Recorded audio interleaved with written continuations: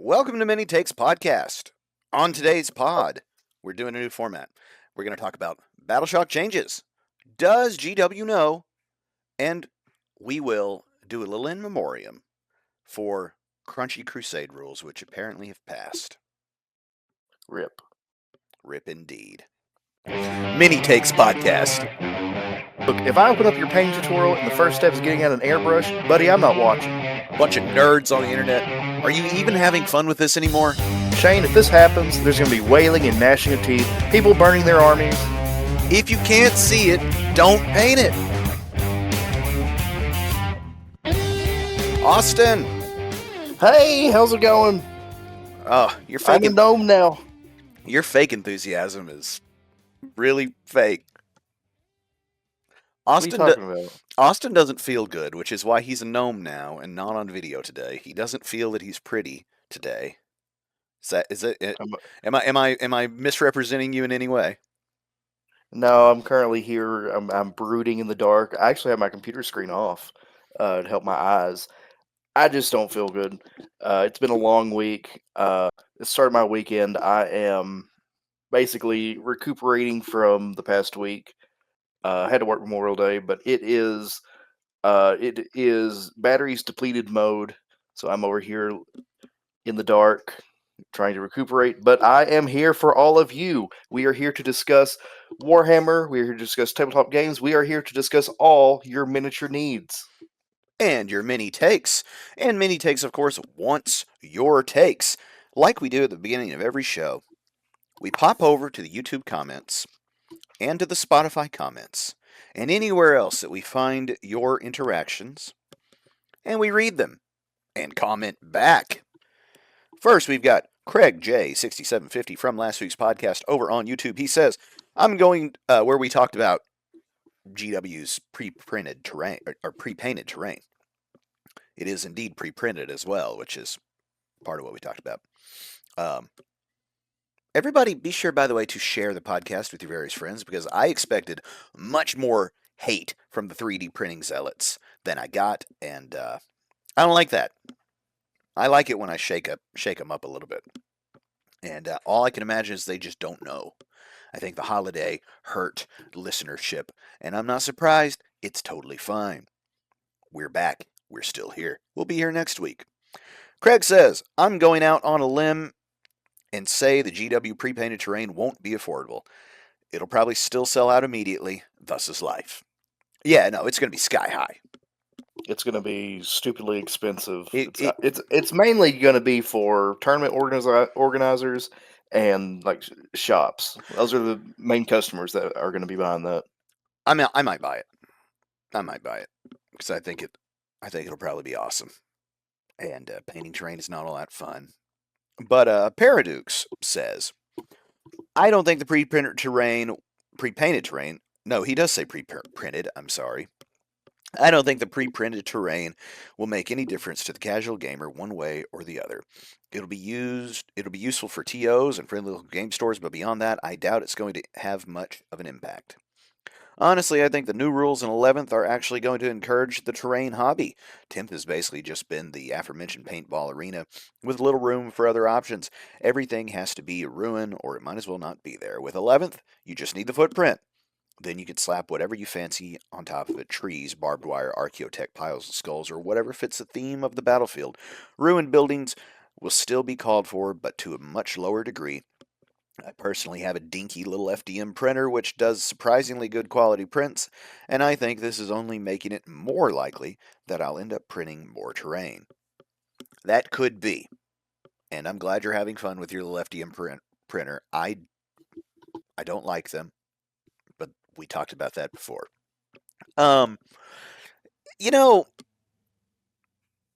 It gets into that kind of thing that we talk about often, that I talk about often, which is expensive is in the eye of the beholder, right?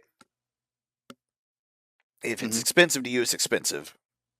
If it's not expensive to you, then it's a silly thing to talk about, isn't it? There will be plenty of people, I think, who want to play at their house, whether they actually play at their house or not, who are going to put this $500 down on some pre-printed GW terrain that looks really good, and they're going to be happy with it. And I think that'll be a lot more people than you expect, too. I also I'm think, curious. though, Go ahead. yeah, I also think though that what these 11th edition terrain rules, as Paradukes talks about, is going to do is it's going to empower you to go ahead and pull the trigger on some of those other GW terrain sets because they're great, they look great, they're awesome, and the rules sort of opening you up to be able to use them in some practical ways is really going to be nice, I think. Yeah. I'm curious how much terrain we're actually going to be getting with it. It's saying it's a full board. So the ostensibly it is the it's the crap they had drawn on the layouts is what they're saying. Okay. So I mean, I'll believe it when I see it. You know, we had the boarding actions thing where they did the kill team version of boarding actions, right? And they're like, well, if you buy 2 of these, you have a whole boarding actions terrain box. It's like, or I could just buy the boarding actions terrain box, and then they're like, yeah, but then you won't have the little special pieces that come in the 2 kill team boxes of it.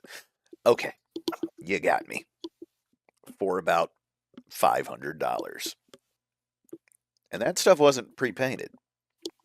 One more, Dave and Company over on Spotify, where you can follow the podcast, listen to the podcast, rate the podcast 5 stars, comment on the podcast. He says, I don't think pre-painted terrain is going to kill off painting. However, I can foresee an intro set where all the models are painted.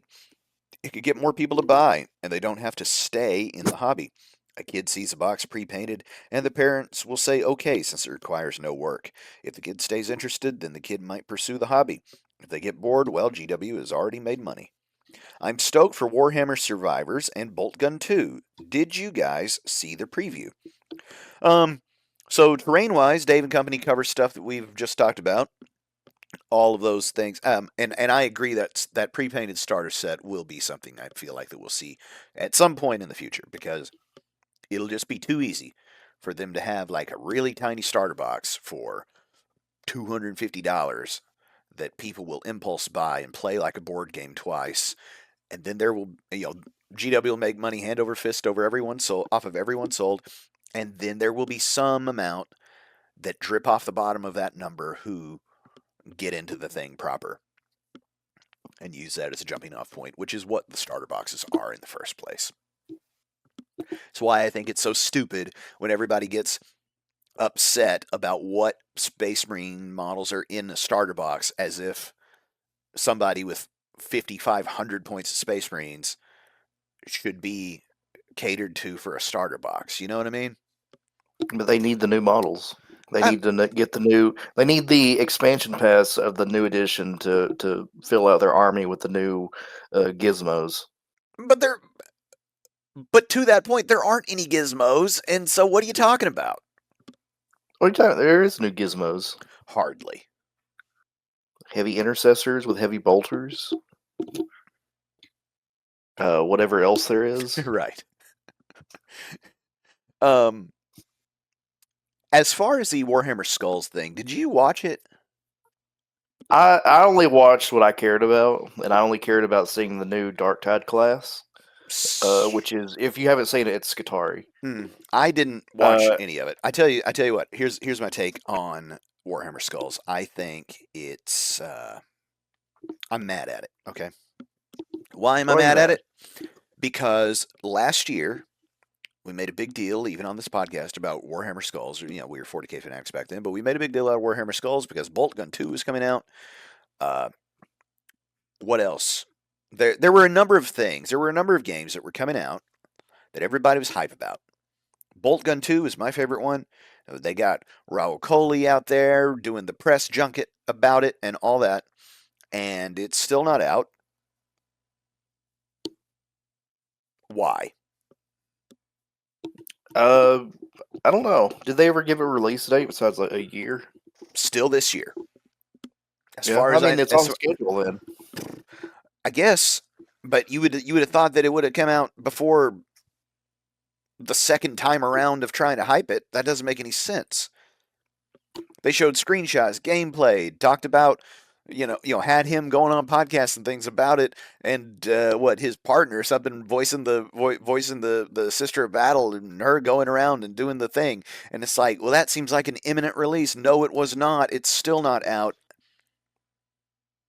It takes a long time to develop a game like that. A boomer shooter in the exact same engine as the previous one. Yeah, but they got new assets. They got to Do do they? the was it Slanesh? They got to do new assets. They're 2D sprite assets. Do you know how long it takes to do a 2D sprite asset?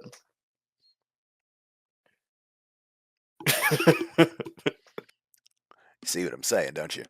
So anyway, I'm annoyed at the video games industry and at Warhammer Skulls because I thought that was kind of crap, and therefore I kind of didn't care what they announced, because if it's going to be 2 years. Oh, the other one is the Dark Heresy game, uh the Oh one yeah, from whoever made Rogue Trader. I was hmm interested in that. It's still not out either. So we've got another pass of Warhammer Skulls talking about a game that was announced now 2 years ago or whatever. Oh, I didn't think about it until just now, but I am excited about the new Chaos Gate Deathwatch. So I've got the Chaos Gate from before, and I like it. I find those games difficult. Those XCOM likes is what it is. They're I love the XCOM Fire Emblem style games. I love them. They eat them up. I like them too. I find that I don't know. There's some part of them as games that I don't get, because I'll invariably end up with my good guys getting killed or injured, and then I'll sort of circle the drain and can't ever seem to get back on top of it. And so I have difficulty for some reason uh, winning those games or completing those games. And again, I'm not sure why, because down on the battle map, I'm pretty efficient, but then you get unlucky for a minute, and the sort of permadeath aspect of the thing comes for your head. I think you gotta just rotate guys out, keep Perhaps, everyone semi leveled. yeah. Well, that's what we got on that. Let's get into our. I literally called it a possible new format. What we're going to do is we've got a little rundown over on the side of the screen. Austin would be able to see it if he had his camera on. And we're going to kind of, not rapid fire, but we're going to give 10, 15 minutes on each of these and see how that feels as a show format. And I'm sure we'll I think get it's off gonna on be fun. tangents, run out of time, things like that. Join our Discord and put suggestions in the Mini Takes Discord. It's totally free to join, link below. And so that we can put some of your topics over on the rundown in future shows. Let's get started. Battleshock changes. Have you heard about them for 11th No. edition? Okay, so as we record this, 11th edition is absolutely imminent. In fact, I tried to watch some of the Twitch stream that GW did on playing the game. So they actually played the game, and even more rules were revealed during that. However, I'm convinced that as a multimedia company, GW is fundamentally flawed, because they should have let literally any creator host them to do that. You know what I mean? hmm They should have done it not on Twitch. They should have done it pre-recorded at Tabletop Tactics or wherever. Just pick one. Rotate it around every year, or whenever they do this, right? Something.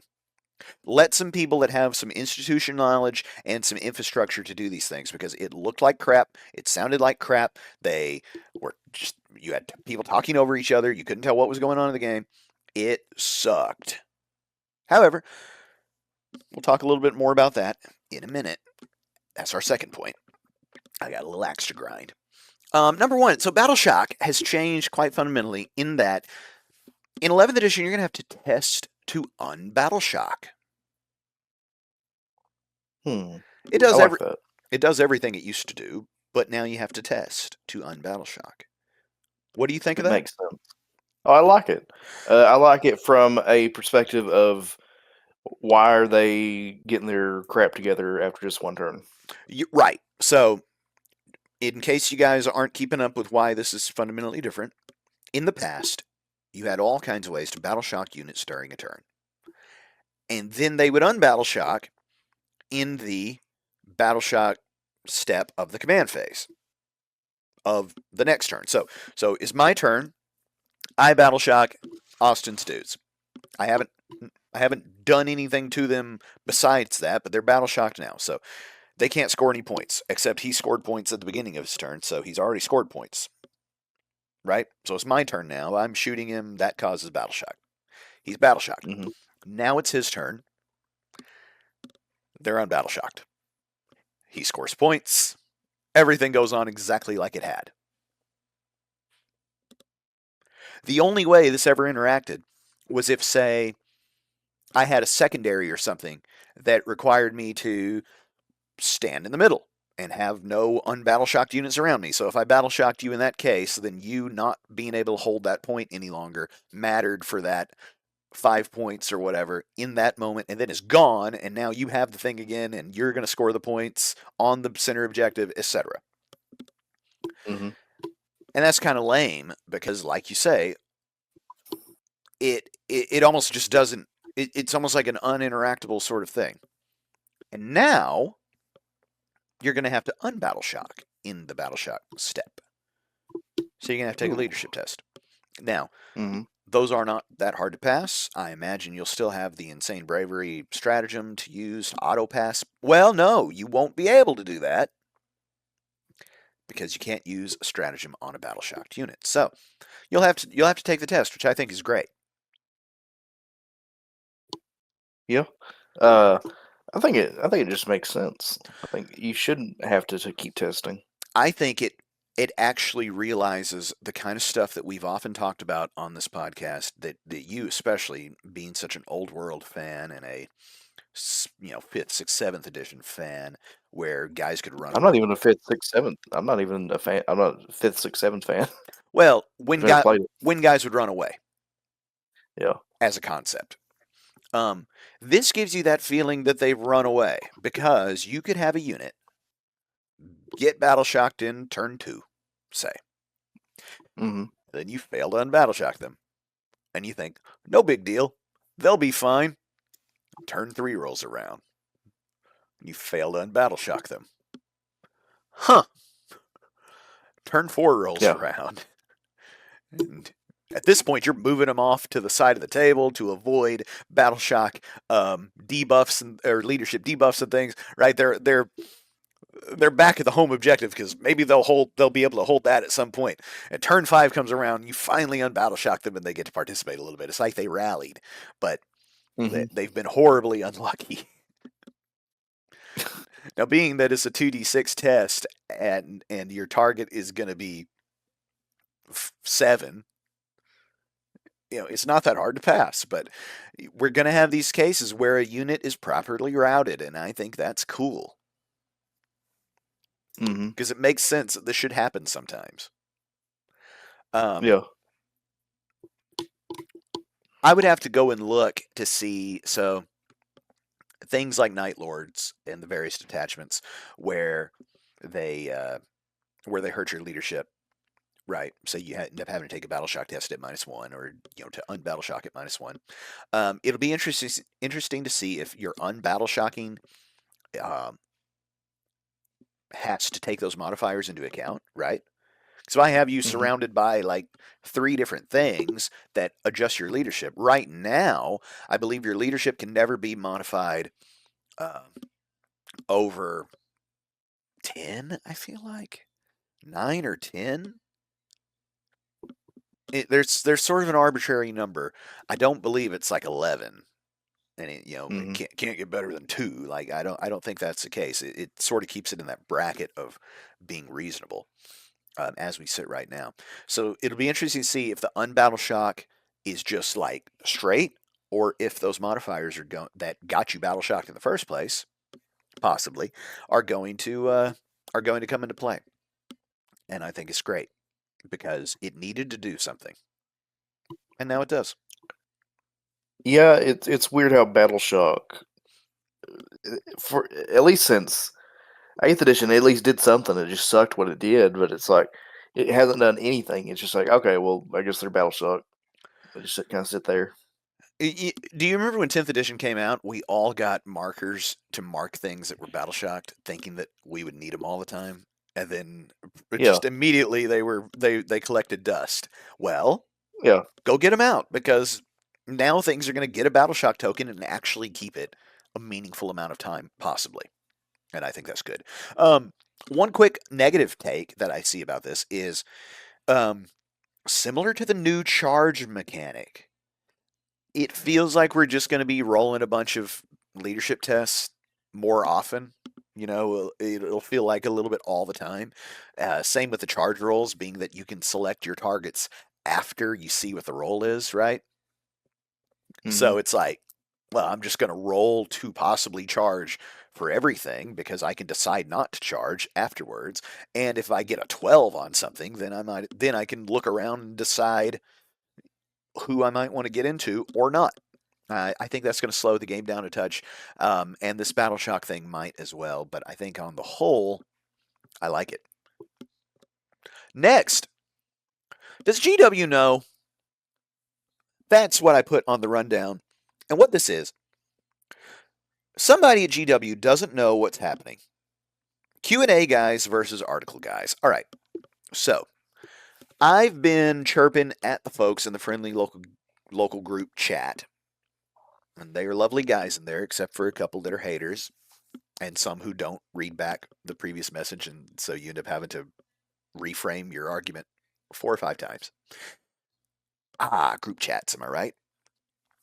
Hmm. Okay, we got an article in this new edition reveal about terrain, and it said the benefit of cover is now +1 to your ballistic skill, or to the shooter's ballistic skill, right? Hmm. Effectively -1 to hit, but crucially not -1 to hit. Okay, follow me down this line. Then we had the Q&A where the guy asked about how would stealth and cover work. Right now, stealth is -1 to hit. In the new edition, there's stealth. This was revealed before the Q&A, but it seemed like the guy didn't get it because I'll tell you in a second. Stealth is now benefit of cover. So, a couple of things. Now, he was like, yeah, no, stealth is still around. It's -1 to hit. Hasn't changed. It's like, well, benefit of cover is ballistic skill modification. Okay? In 10th Hmm. edition right now, -1 to hit changes the die result. Ballistic skill modification changes the target number. Those two things Okay. can and do stack. Okay?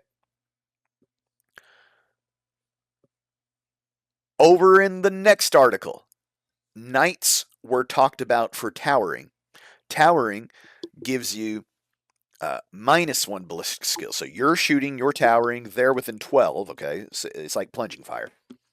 Uh, you get -1 ballistic skill. Now, -1 ballistic skill means you used to hit on 3s, now you hit on 2s, okay?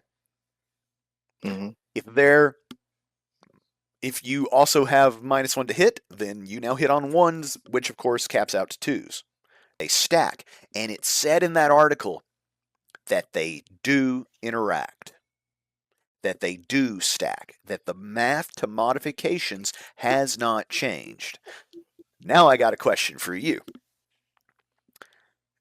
If you have stealth and get the benefit of cover, that's +1 ballistic skill coming into you, right?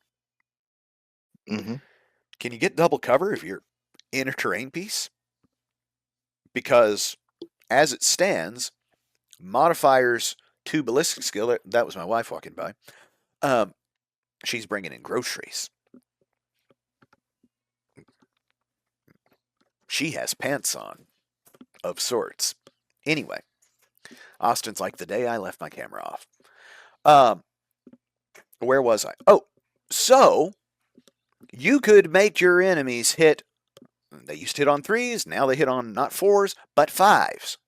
Those things used to stack, and still do, according to the articles. Now, here's the part that annoys me. is that GW did a Q&A where they had the questions, prepared the questions, decided what questions they were going to ask, and still didn't know what the bleep they were talking about. Oh yeah, of course, it makes sense. Does it? Yeah, because like the Imperium, GW is a labyrinthine Byzantine system where you have all these departments that do not communicate with each other, and they're all just trying to do their own thing. How So it come makes I sense that can get on Workcom and work it out, and these boys presumably have the rule book in hand and can't work it out? maybe they're not paid enough. Well, maybe. What are we getting paid, Austin? I looked and I thought we had 88 cents. 88 cents over the last month and a half. But you know what? Come to Mini Takes Podcast. We'll keep it straight for you. What I suspect is that once you have benefit of cover, you get benefit of cover one time. That makes sense. Yeah. That also feels like a line that is going to get added in a sort of day one errata, because it's probably not in there, right? Mm-hmm. But I would imagine that there's probably comments just like what we're talking about all through that Q&A, various other places where they're going to have to be like, oh, shoot. Yes, benefit of cover can't be stacked with benefit of cover. Which makes Mm-hmm. sense, but you kind of have to say it, because otherwise, what I initially thought was this.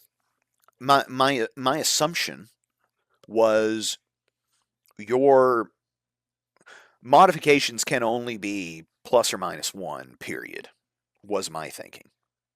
Whether it's via ballistic skill or two-hit modification, whatever. But then they came through in the article and pointed out specifically, it's one of those asterisks down at the bottom, that no, that is not the case. It's exactly like it is now, where these things can stack. Because, for Mm-hmm. instance, strength and toughness can stack. 2 wound modifications cannot. Right? Yeah. So, there've been a lot of these mini detachments, these one detachment point detachments that give a unit or a group of units +1 toughness or +1 strength, and that sort of thing. And that is effectively -1 to wound or +1 to wound, right? When Mm-hmm. when the theoretical center of all of this is strength 4, toughness 4, right? We then get into crazy town when tons of weapons are now strength 5, and so you give somebody, you see, well, then again, you give a Space Marine +1 toughness, and now he's toughness 5. That's -1 to wound for those strength 5. Um, we got to take the strength 6 stuff and just set it off to the side. That's another matter. Don't worry about it. Mm-hmm. But I think ultimately these things come out of the wash. However, as it stands now, you can do your toughness twice if you have some mechanism to do that, I believe. I could be wrong about that. I'd have to check. Presently in 40K, the modification math section of it's in the rules FAQ, is hard to get through. If you don't have if you're not looking for a specific case, I find it difficult to get your head around the way that they've worded those things. Do you have anything else on does GW know other than to point out that they are life imitating art? I think what it is especially with the Warcom articles, that stuff is written by interns. They don't know anything. They're just like, hey, what do I need to type in here? And they're just getting a little slip of paper with all the information on it that who knows where they're getting it from. It's like I said, it's all a big mess over there in that I don't imagine there's much department intercommunication. And that's just how things work in a workplace. There's no communication between departments, so I don't see why that wouldn't be a thing for Games Workshop as well. No one's communicating. The rules writers aren't talking to the media team, aren't talking to the Warcom writers. except possibly through some kind of middleman who's playing telephone. It's just a big mess. Um, who do you think's right? Because I tend to think the article writers are right, and the reason why is because sure they're okay. Let's go with your idea that they're interns and they don't know anything. Um, I'm not I saying they're interns. I'm just saying the writers are. sure okay. I mean that's who I'm talking about. The people that are putting together the Okay. article. Well, I don't think those hardly paid interns writing the articles are doing a ton of graphic design for these stratagems, clips, diagrams out of the rule book and all that. Which makes me think that they've got the rule book and are reading the damn rule book. So I tend to think that the Q&A guys, the same guys who can't ever seem to get their microphones working at a live event, who you know, who stood there and said, this is the thing. The stealth thing was in the format that it appears it's going to be in the rulebook. You know what I mean? The sort of stratagem style formatting that we are seeing with all of the 11th edition stuff. The new stealth was put out that way, and he was like, in the Q&A, he's like, no, stealth's the same as it's been. Well, it isn't, is it? I know I'm always hard on those guys, but I just wish they do better. They would make Well, their lives easier, because look, I'm certain that it's got to be rough to be them. look. Why don't you wait and see if you can get a opening there and be their media guy? Move to England. Yeah. Or even just see, hey, you need a North American media person. That would be good. That would be fun. Go Um, work in Memphis. I could probably work right here. Last topic of the day. F in chat for crunchy Crusade rules. It was revealed in that same Q&A, and you gotta, as much as you take this stuff with a pinch of salt, this sounds like the way that it's going to be, because I don't... Look, I know I give those guys a hard time. I give those guys a lot of stick. However, they are fine and competent people most of the time. The little minutia of rules, clearly not their strong suit. They probably went to school for talking on cameras. Okay? So they did say your Crusade rules are no longer going to be in the back of your codex. Those really faction-specific Crusade rules are no more. One, that makes me think that we're going to get paperback codexes, which may be cheaper so people can stop whinging about buying another $60 book every 3 years as if they don't buy stuff constantly, but that's a topic for another day, a different rundown. And they said that the new Crusade stuff would be more like 500 Worlds, more like Maelstrom, more like Armageddon, where the Crusade is done a little bit. I think it's going to feel a little more encapsulated. Mm-hmm. Does that make sense? A little more. Gosh, what's the word I'm looking for? Put in a box. When you put something in a box, usually emotionally, you call that to what it Compartmentalization. compartmentalize. Yeah, it feels like it's going to be a little more of a compartmentalization of Crusade rather than this Crusade force that you keep up with in a 3-ring binder or in a big spreadsheet, and you've got things like battle traits and stuff coming from multiple different Crusade books that then those rules need to be copied down or somehow remembered throughout multiple games. It's a lot of bookkeeping work. Mm-hmm. But I kind of loved it. What's your take on this? Means whatever. I never cared for Crusade, so it's no problem for me. Well, if you had to take a side because you had a podcast to do on a Tuesday afternoon as you feel poopy?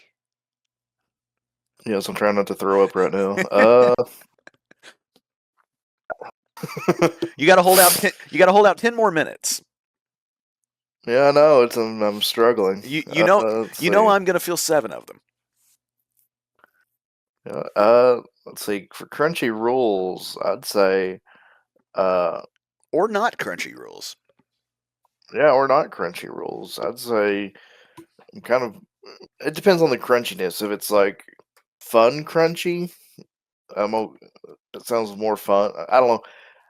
I like crunchy in-game rules like tables. What I'm not a fan of is crunchy bookkeeping after the game. Yeah, so So if that they can get rid of the crunchy bookkeeping, I'm fine with that. well, I think that's Keep what the fun yeah, crunchy. I think that's what they're doing, right? So in Armageddon, in the new Armageddon or what was yeah, in the new Armageddon Crusade box thing, you've got stuff like vehicle damage tables. And I think the way they're going to have it now is rather than okay, here's your big crusade force and everything, and they're gonna that's something you've got to keep up with at before, during, and after. I think it's gonna be a little more like, hey guys, you want to play some pickup games in Armageddon, and you'll build whatever list you want and things, and you'll use those rules for your Armageddon campaign as long as you feel like running it. At which point, you'll have had plenty of fun with the sort of setting, the special rules, possibly the army construction conventions that exist therein, right? So I'm thinking about my favorite one, the Nachman Gauntlet. Um, and then rather than your guys' individual units gaining experience and finding relics and all this kind of stuff, there will be some of that, as we've heard in the new Crusade card deck for the new launch box. Hmm. That deck system seems to be what's going to take the place of all that crunchy bookkeeping that came after. But I think it's probably a net positive that we're getting away from that crunchy bookkeeping and into more something that you could pick up and play a little bit of without having to document so much, you know? I don't think, like you say, I don't Hmm. think that's fun for everybody. What's fun for everybody is precision deep strike rules out of Nachman Gauntlet, requiring your army to be broke into 3 waves to fight with, and then you're precision deep striking them in with random tables and stuff. That part's really fun. Having to share the Crusade book to find the agenda that you've never seen before to decide if that's what you want to do for this mission as a secondary, less fun because it's just hard to keep up with. Hmm. It's like how do you even keep that crap in your head? We talked in the previous podcast about like should friendly local game stores have the Crusade books sort of as like a resource that you don't even take out of the place, but you can look at so that everybody in the Crusade group can have access to it at a neutral site. That's probably what you had to do previously. And in the new one, I don't know if it's going to be that way, which I think is good. However, there will be a part that is missed, which is, in my case, my Chaos Lord, your Commissar, is going to no longer grow from Joe Blow to, you know, the guy that now wields a big Tyranid claw. Hmm. You're not doing well, are you, Austin? No, I'm like waiting for us to get out of here so I can like run to the bathroom. Well, I guess we'll cut it short today. Folks, get down in the comments and leave your mini takes. Join the Discord. Give us 5 stars every week you can, and share the podcast with your hobbying friends so that they too might leave their mini takes with us. Wish Austin a healthy tomorrow. Who knows? This could be his last podcast. This may be it. He's not quite to drop dead age, but you never know. And with that, we'll see you guys next time on many takes.